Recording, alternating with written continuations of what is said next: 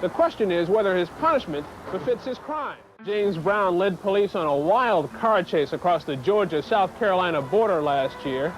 I went to the hospital where he was, and there was a woman there. Next thing I know, the press was there, and I got into the ambulance with. These singers once captivated audiences, representing a generation of African Americans making strides in R&B music.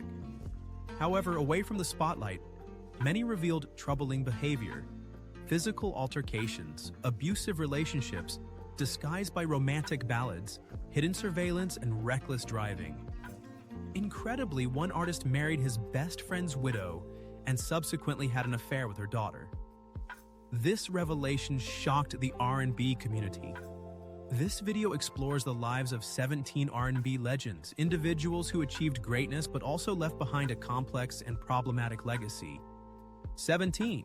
The incredibly talented David Ruffin, a man consumed by an inflated ego.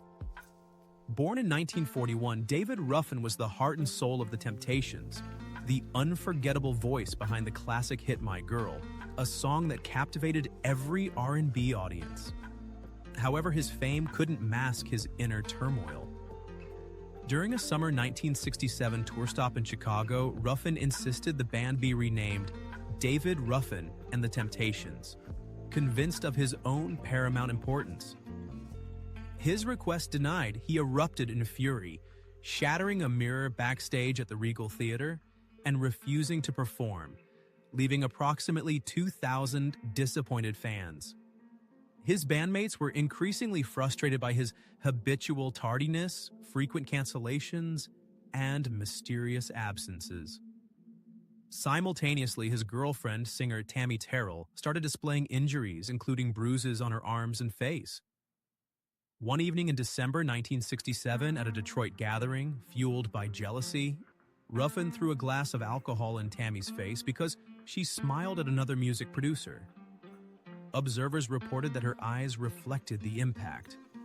In 1968, Ruffin was dismissed from the Temptations unexpectedly. He subsequently succumbed to substance abuse, alcohol dependency, and unrestrained anger. His solo career faltered. David Ruffin passed away on June 1, 1991 in Philadelphia from a drug overdose, a solitary and tragic end. For R&B enthusiasts, his life serves as a stark warning. An unchecked talent can self-destruct like a rapidly burning flame. 16. George Clinton. Visionary or avaricious autocrat? The architect of Parliament Funkadelic's psychedelic funk, a fusion of R&B, soul, and funk into a fantastical P-funk cosmos, wielded absolute power behind the flamboyant wigs and incessant rhythms. As the 1980s dawned and P-funk's star dimmed, controversies arose. Accusations of financial malfeasance, royalty theft, contractual breaches, and misappropriation of collective earnings surfaced from former members including drummer Jerome Bigfoot Braley and lead singer Fuzzy Haskins. A tense meeting transpired in September 1987 in an Atlanta hotel. Clinton, fashionably tardy in a purple wig and sequined robe, responded to an inquiry about unpaid royalties from 3 albums with a furious, "There's only one father here, and it's me." The illusion of camaraderie shattered. Litigation ensued for a decade, spanning New York to Los Angeles. While Clinton vehemently denied wrongdoing, irrefutable evidence, original recordings, signed contracts, and first-hand accounts revealed a stark reality. He wasn't merely the band leader, he controlled the financial destiny of the group. Despite his continued performances into the 2010s, accolades received, and enduring iconic status, the truth exposed a ruthless, exploitative figure, a stark contrast to the image projected to fans and former bandmates alike. 15. Ike Turner, the abusive man who denied his actions. Ike Turner, the Mississippi-born icon credited with pioneering rock and roll through Rocket 88, and one half of the dynamic duo Ike and Tina Turner, who reigned over R&B in the 60s and 70s. Yet behind the fame and electrifying guitar solos, he was the epitome of control and terror. He was a master of conjuring both magic and cruelty for the woman at his side. One night in 1976 at the Statler Hilton Hotel in Dallas, things changed. It should have been another typical post-show routine. But something shifted. Following a performance inside their Cadillac, Ike struck Tina. It wasn't unprecedented, but this punch was exceptionally brutal, causing her nose to bleed. In an instant, while he reached for his bag, Tina opened the car door. She fled. No cash, no belongings, no contract, just a battered body, barefoot, with the resolve to save herself. She sprinted across a busy street, sought refuge in a small motel, and started anew. From that moment, she was liberated, yet Ike's decline had just commenced. After Tina left, Ike Turner strived to project an image of power, but he descended into addiction and erratic behavior. Allegations of abuse and drug use plagued him for years. In 1989, he was incarcerated for drug offenses. Even in later interviews, he denied everything. "I never hit Tina," he claimed. "She fabricated it." But countless testimonies, hundreds of pages of documents, and Tina's autobiography, I, Tina, revealed a starkly contrasting narrative. In 1993, the movie What's Love Got to Do with It unveiled the violent relationship between Ike and Tina Turner, shocking America with the harsh reality behind their glamorous image. Ike passed away in 2007 from a cocaine overdose while attempting a comeback, but the public had long since abandoned him. His music might be remembered, but his name remains forever linked to an irredeemable legacy. 14. Charles Berry, the guitar icon, and the mysteries concealed behind the restroom door. Born in 1926 in St. Louis, Charles Berry was more than a rock and roll pioneer. He served as a link between conventional R&B and the rebellious surge of youth music. With chart toppers like Johnny B. Goode and Maybelline, he transformed the guitar into an instrument of rebellion, his lyrics into defiance, paving the path for a whole generation of black artists to take center stage. However, this bright, trailblazing persona cast a shadow that the public could no longer overlook. In 1961, Charles Berry was apprehended for violating the Mann Act, transporting an underage girl from Texas to work at his Missouri nightclub.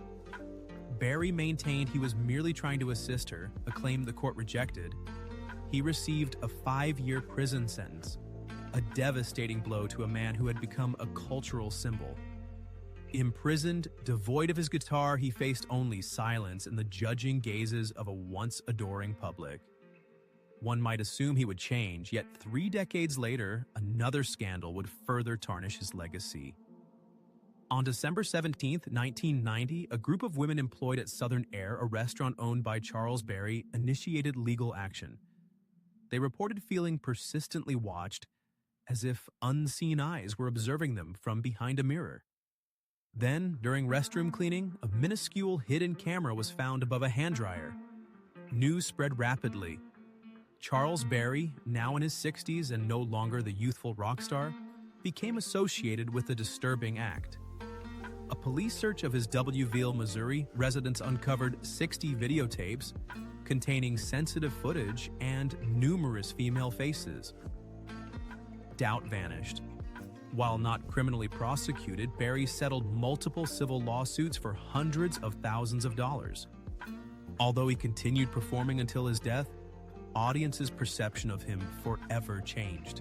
13. Robert Brown, the notorious figure who self-destructed. Initially celebrated as the most attractive rebel of 90s R&B, Robert Brown delivered chart toppers such as My Prerogative and Don't Be Cruel with audaciousness, confidence, and unpredictable dynamism. However, away from the spotlight, he generated a considerable history of controversies that cemented his reputation for substance abuse, aggression, and self-inflicted ruin. His relationship with Whitney Houston, a cherished American music legend, gradually devolved into a catastrophic decline. The 2018 documentary Whitney featured her family's assertion that Bobby was domineering, violent, and exacerbated her addiction. In 2003, Bobby faced arrest in Georgia for physically assaulting Whitney to the extent of requiring hospitalization. Subsequently, he experienced a series of arrests for public altercations, traffic offenses, or simply excessive intoxication in public. As his professional success deteriorated, Bobby Brown's lasting impression was not his musical output. Instead, it was the depiction of an individual overwhelmed by his own reckless pride. 12. Ron Isley, the financially struggling gentleman, loved luxury.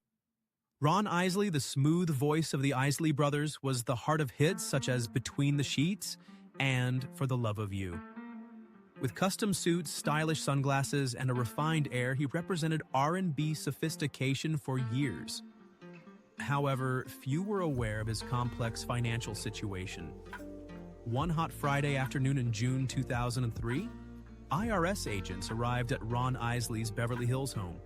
They carried a large file containing unpaid bills, bank accounts using false names, and dubious asset statements. His garage held a new Bentley next to a classic Rolls-Royce, both unregistered. Partially consumed glass of wine and cigarette ashes sat on the dining table, an unfinished gathering mirroring his attempts to conceal a growing tax debt. The reality emerged. Isley had been deeply in debt while performing on stage as if he were a wealthy man. Later, on an October day in 2006, he left a Los Angeles federal court. No longer the celebrated Mr. Biggs, he was a man given a 3-year prison sentence for tax evasion. His musical career continued, but the image of the refined R&B gentleman was irrevocably damaged by the details in the legal documents. 11. The tyrannical Prince dominating the 1980s-90s R&B scene was a peerless musical genius. This solitary monarch micromanaged every aspect of his music. However, collaborators experienced him as aloof, distant, and demanding absolute compliance. A single misplaced glance or note resulted in immediate dismissal. In 1993, Warner Brothers, his launching pad to stardom, attempted to control his album releases. Prince retaliated with a lawsuit, name abandonment, and a televised appearance under an unpronounceable symbol. The public dubbed him the artist formerly known as Prince. Media outlets labeled him the eccentric, purple guitar-wielding musician. Yet, Prince viewed the world as the ultimate betrayer. Many backstage accounts describe Prince as ignoring anyone beneath his status. He insisted on being addressed as Sir. He often compelled his team to work all night to perfect a drum sound, deeming it insufficiently purple. A former assistant recounted, "He didn't need friends, he needed servants." Upon Prince's 2016 passing, the world grieved a musical icon. Yet, some remembered him not as a guiding figure, but rather as a domineering figure whose mere gaze could instill studio-wide fear. 10. James Brown, a musical genius in handcuffs. During the 1960s and 70s, virtually every Black American household knew the name James Brown. With iconic hits such as I Got You, I Feel Good, and Papa's Got a Brand New Bag, he didn't merely perform R&B, he revolutionized it, making every rhythm subservient to his unparalleled dynamism. On stage, James Brown reigned as the undisputed godfather of soul, a rhythmic powerhouse, a proud symbol of a burgeoning generation. Offstage, however, a drastically different persona emerged, controlling, volatile, and obsessed with power.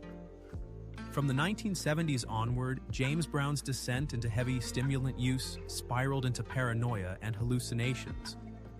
Family members recounted how he would often awaken abruptly in the dead of night, consumed by terror that someone was watching, betraying him. These suspicions swiftly escalated into violent rage. Adriana, his wife of many years, bore the brunt of this fury, living in constant fear and requiring multiple hospitalizations due to his physical assaults. In 1994, she publicly accused him of domestic abuse. Court documents detailed horrifying incidents. Nighttime beatings, unfounded jealousy, episodes of drug-fueled rage. This tyrannical behavior wasn't limited to his personal life. Brown's musicians described an oppressive atmosphere. A single wrong note resulted in fines. A perceived slight could lead to immediate dismissal mid-performance. One saxophone player famously stated his sole requirement wasn't talent, but fear. On September 24, 1988, in his hometown of Augusta, Georgia, a city that had once honored him with a statue hailing him as the pride of the South, James Brown entered an insurance office armed with a shotgun. This outburst stemmed from a seemingly trivial incident. Someone had used a restroom he believed was for his exclusive use. He screamed, eyes wild, hands shaking violently as he clutched the weapon. Office workers scattered in terror. Some shrieked, others dove under desks. Frantic calls flooded the police switchboard. By the time security arrived, James Brown had already leaped into his truck, flooring the accelerator and sped away like a whirlwind, tearing down federal highways, crossing state lines from Georgia into South Carolina in a frantic flight. Police pursued him relentlessly, their sirens wailing like a lament for a fallen legend. To apprehend him, officers were compelled to shoot out his tires. Even after being subdued, James Brown thrashed and mumbled incoherently. A mugshot depicting him in a rumpled tracksuit, eyes vacant, hair disheveled as though just roused from sleep, became the iconic image of a fallen legend. He was subsequently sentenced to 6 years imprisonment for evading police, illegal firearm possession, and endangering the public. Though released after approximately 1 to 2 years for good behavior, the image of the handcuffed music icon remains an ineradicable blemish on his legacy. 9 Al Green, a deceptive angelic facade. The smooth 1970s R&B icon, Al Green, possessed a honeyed voice and crafted timeless love ballads, such as Let's Stay Together, resonating through the years. He projected an image of sophisticated charm expressing love with a reverence bordering on the divine. However, beneath the surface, Al Green was a profoundly complex and conflicted individual, inflicting more pain than his beautiful music suggested. One October night in 1974, catastrophe struck at Al Green's humble Memphis residence. His then-girlfriend, Mary Woodson, unexpectedly entered his bathroom where he was resting. She carried a pot of boiling water. Without speaking, she threw it at him, inflicting severe burns. Al's cries filled the house, prompting neighbors to call for emergency assistance. The scene overwhelmed paramedics. Subsequently, Mary ended her life with a firearm Al kept at home. The media frenzy ensued. The narrative portrayed a distraught woman consumed by love enacting a real-life Greek tragedy. The truth, however, soon emerged. Mary had just learned that Al had secretly married another woman. Adding to the complexity, Mary wasn't alone in this intricate romantic entanglement. Her diary revealed accounts of betrayal, deception, and being treated as an unseen presence in the life of the man she once idealized. From that devastating 1974 night, Al Green's angelic persona was irrevocably altered. The boiling water didn't merely scar his body, it exposed the flawed nature of the once sacred voice cherished throughout America. While he later embraced the ministry and sang of redemption, many still perceive him as the voice that exalted love, only to cruelly betray it. 8. Teddy Pendergrass, his public image shattered after a devastating accident. During the 1970s, Teddy Pendergrass reigned as the ultimate R&B heartthrob, a dream for countless black women, a master of seduction blending the passion of Luther Vandross and Marvin Gaye. His stage presence was electrifying. However, a stark contrast existed behind the scenes. On March 18, 1982, in Philadelphia, Teddy was driving his new Rolls-Royce accompanied by Tina Watson. Moments later, the vehicle lost control, striking a tree, leaving Teddy paralyzed from the waist down. The passenger's identity became a subject of intense scrutiny. The revelation that Tina was transgender sent shockwaves through the music industry and the Black community. Within an environment already rife with prejudice, Teddy's silence fueled speculation and ridicule. Sources alleged he frequently exploited women, discarding them when they were no longer useful. The accident with Tina wasn't an isolated incident. It was the culmination of a series of self-serving choices. That night, more than just a Rolls-Royce collided with a tree. The dazzling facade of a cultural icon came crashing down. Despite his return to music, performing with unwavering determination from a wheelchair, the lingering shadows of that night and the unanswered questions remained. Teddy never provided a complete explanation. His only statement was, "That crash was the harshest lesson of my life." And much like other secrets within the R&B industry, the truth may have perished on that road in 1982. 7. Mr. Michael Jackson. Saint or sinner? Is it conceivable that Michael Jackson, a worldwide superstar, the link between contemporary pop and traditional soul and R&B, also merits inclusion here? The reality is that behind the dazzling veneer of celebrity, allegations shadowed his entire professional life. In August 1993 at Neverland Ranch, his expansive Santa Barbara property, once hailed as a children's paradise, a young boy named Jordan Chandler and his father initiated legal action. They asserted Michael had violated their trust, breaching the most delicate aspects of a child's innocence. News reports erupted. Michael, angel, or devil? Half the globe lamented the downfall of a childhood icon. The other half questioned, did a sinister reality exist behind Neverland's walls? Michael faced no criminal charges in that instance, but reached a financial settlement of $23 million. From that point forward, his public persona was irrevocably altered. In 2005, he faced a trial again in Santa Maria, California. This time, for 4 months, he endured intense media scrutiny.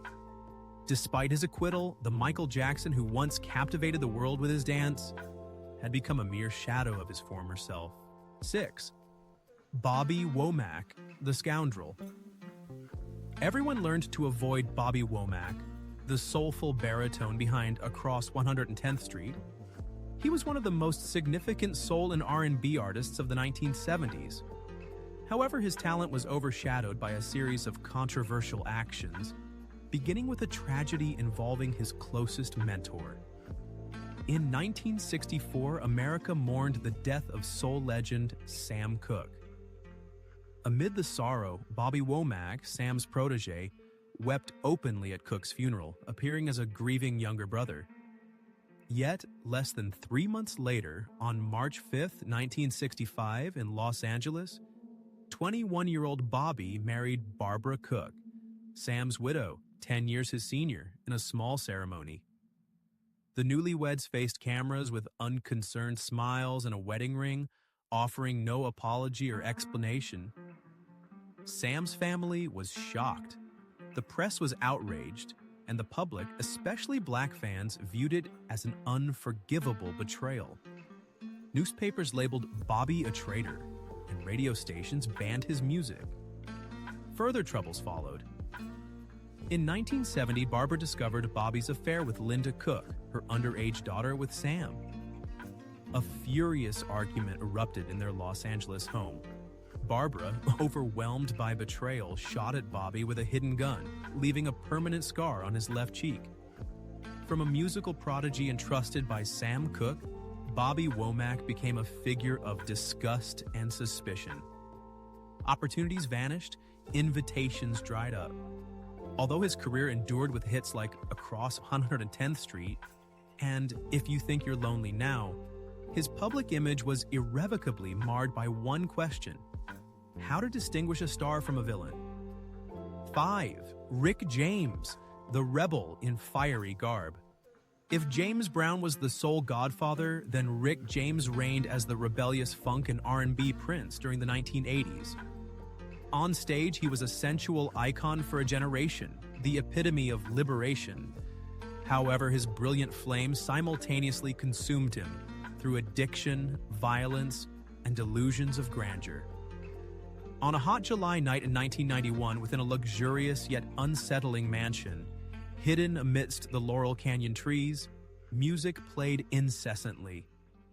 In a purple-lit living room, Rick James, with long braided hair, a crimson velvet robe, and bloodshot eyes from a sleepless night, moved amongst the crowd like a deity. His young girlfriend, Tanya Hijazi, stood beside him, her gaze sharp and icy, as if observing the world through a suspicious lens. That night in the Los Angeles mansion, the exact events remain unclear. Some claim Rick reacted violently when a woman refused his drink. Others recalled screams from upstairs, though all stairways were blocked. One account stated the final hallway room was locked from within, the loud music muffling desperate pleas. The following morning, the woman left the mansion in an oversized coat, her face bruised, her eyes vacant. The press coverage shocked the music world, but Rick's actions didn't cease there. While awaiting trial, he was involved in a second incident at a West Hollywood hotel. He invited a woman to hear a demo. Upon her dislike of the track, he threw the cassette player, pulled her hair, and detained her for hours.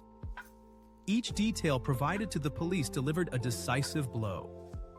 Rick James had lost control, not just of his addiction, but of himself. Two nearly simultaneous incidents, two different women, two different locations, yet all revealing the same reality. Rick James, the once vibrant and electrifying force who defined a decade with his music, had become a symbol of corrupted power. Ultimately, in 1993, he was convicted on serious charges and sentenced to almost 3 years of imprisonment. When Rick entered the correctional facility in an orange jumpsuit, his hair disheveled and face-weary, no one recognized Super Freak. They saw a man who had lost himself. Somewhere between the music, the hallucinations, and the unchecked power. Why did such immense talent meet such a tragic fate? 4. Sly Stone, the downfall of a reckless visionary. Sly Stone embodied the most audacious, exciting aspirations of R&B music. Leading Sly and the Family Stone, he revolutionized the R&B group by featuring black, white, male, and female musicians together. Hits such as Everyday People and Dance to the Music became anthems of unity, compelling a fractured America to confront its divisions. However, this radiant optimism proved short-lived. Even during his peak fame, Sly carried drugs and a concealed weapon beneath his flamboyant attire. By 1975, at performances in San Francisco, Detroit, or New Orleans, he frequently arrived hours late or not at all. In 1978, at the Oakland Coliseum, thousands of fans waited expectantly. The introduction music started, and Sly stumbled on stage, appearing disoriented. He fell to the ground, his bloodshot eyes staring vacantly at the crowd. He mumbled a few insults, let out a hollow laugh, and left the stage. The band and audience were left shocked.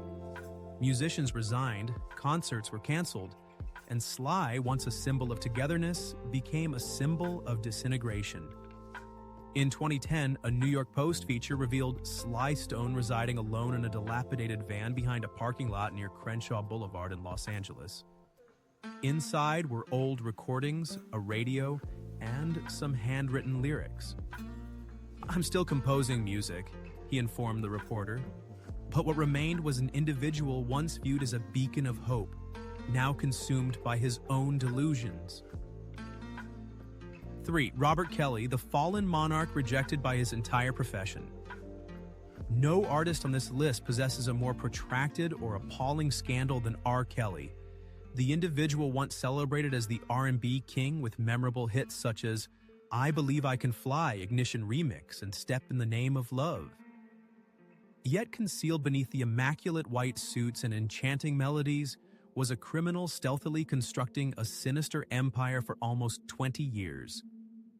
Beginning in the late 1990s, whispers circulated regarding R. Kelly's mistreatment of underage girls.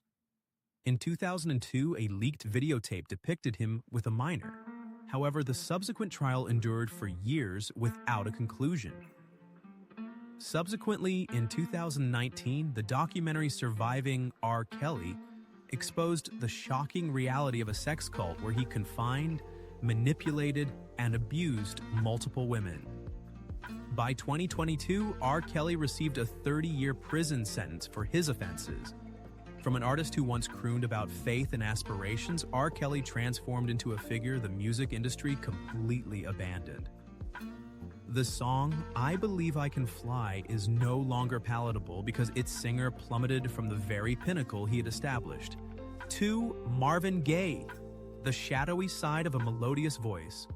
He's renowned as the epitome of soul and R&B, an artist who transformed the genre into potent social critique. Yet, beneath the romantic ballads resided a troubled, solitary, and tormented spirit, a darkness no music could alleviate. During the 1970s, Marvin succumbed to a downward spiral of substance abuse, intense worry, and profound sadness. One October night in 1977, within his Hollywood Hills residence consumed by addiction, Marvin became suspicious, wrongly accusing Janice of infidelity based on a fleeting glance with a party guest. He barricaded himself in their bedroom, playing Trouble Man loudly, a twisted form of taunting. Janice, still in her formal wear, wept silently on the bed's edge. On some evenings, she was confined to the studio for extended periods, forced to endure his rambling soliloquies. Even soundproof walls couldn't shield her from his emotional coldness. His domestic life was a harrowing cycle of conflict, aggression, and emotional estrangement.